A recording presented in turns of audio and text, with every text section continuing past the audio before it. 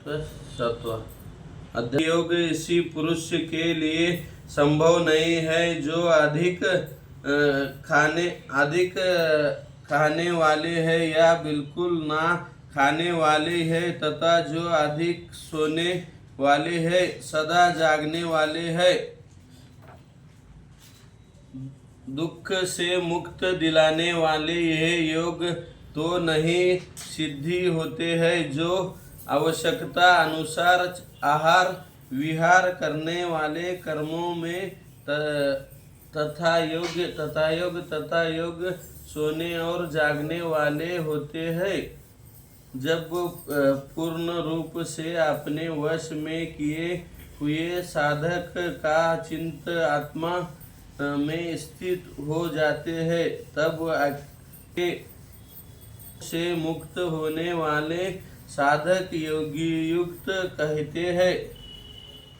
जिसी प्रकार स्थिर आयु वाले सतापन में रखे दीप की लो स्थिर होती है, उसी प्रकार योग का आत्माभ्यास करते हुए योग का चित्त भी परमात्मा के ध्यान में स्थिर हो जाते हैं। जब योग के अभ्यास में चल चित्त शांत हो जाते हैं, तब आत्मा सर्वस्व ज्योति सर्वरूप में आत्मा को देखकर आत्मा में ही संतुष्ट हो जाते हैं। इसी अनंत सुख जो कि इंद्रियों द्वारा अनुभव से पैरो है तथा शुद्ध बुद्धि द्वारा ग्रहण करने योग्य के इसमें स्थिर होकर वही ध्यान योग्य फिर कभी तत्व से विचलित नहीं होते, उससे अधिक उत्तम कुछ भी प्राप्त ना लगे।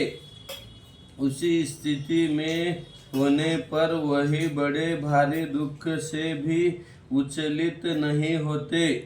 जैसे स्थिति जिसमें दुख उसे स्पष्ट भी ना करे इस सके को ही योग्य कहते हैं। ऐसे योग का अभ्यास बिना उचताए हुए चिंत से चाहिए।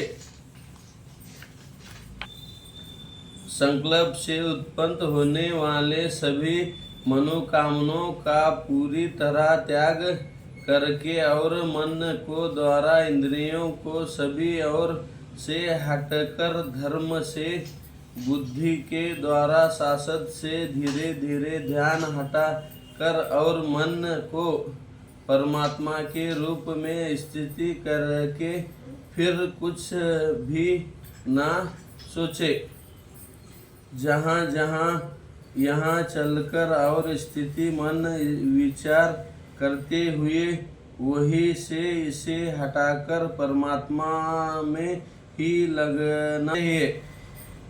जिसका मन शांत है, जो पाप रहित और जिसका रजगुण शांत हुए है, ऐसे ब्रह्मरूप हुए योगी को उत्तम सुख प्राप्त होता है। इस सदा परमात्मा में लगाते हुए योगी सुख पूर्वक ब्रह्मस्वरूप का परम सुख प्राप्त करते हैं। ध्यान योग से युक्त ना कारण वाले योगी अपने सर्वरूप को सभी प्राणियों मद देखते हैं और सब प्राणियों को अपने सर्वरूप में देखते हैं।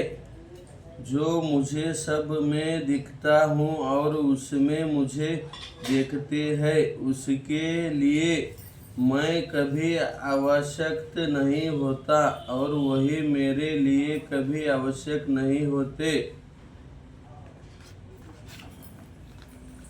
जो योगी एकतक भाव में सभी प्राणियों में स्थित जानकर मुझे भाजते हैं, योग सब कुछ करते हुए भी मुझे में स्थित रहते हैं।